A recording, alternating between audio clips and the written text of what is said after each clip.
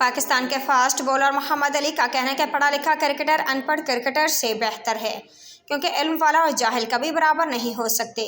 जियो news के साथ खसूसी इंटरव्यू में मोहम्मद अली ने कहा कि रेड बॉल क्रिकेट के जरिए वाइट बॉल फॉर्मेट्स की तैयारी आसानी से हो जाती है। उन्होंने कहा कि टेस्ट क्रिकेट दरअसल फिटनेस और स्किल्स का टेस्ट होता है। मैंने PSL में कुछ अलग नहीं किया, मेरे लिए सिर्फ बॉल का रंग तब्दील हुआ था। मोहम्मद अली का कहना था कि वसीम अकरम, शुएब अख्तर और वकार यूनुस की बॉलिंग वीडियोस देखता हूं, जबकि शेन वॉर्न और डेल स्टेन मेरे पसंदीदा फास्ट बॉलर्स हैं। वसीम अकरम और वकार यूनुस से कई बार बॉलिंग से मुतल्लिक टेक्निकल सवालात भी पूछे।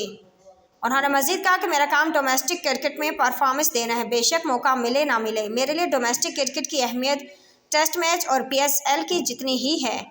फास्ट बॉलर ने अफसोस का इजहार करते हुए कहा कि पाकिस्तान में कभी खिलाड़ियों के लिए तालीम को तरजीहात में शामिल नहीं किया गया।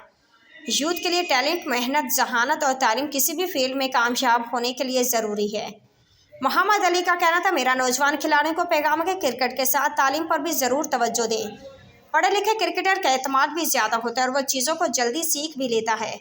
उनका कहना था कि पढ़ा लिखा क्रिकेटर अनपढ़ क्रिकेटर से बेहतर है, क्योंकि इल्म वाला और जाहिल कभी बराबर नहीं हो सकते।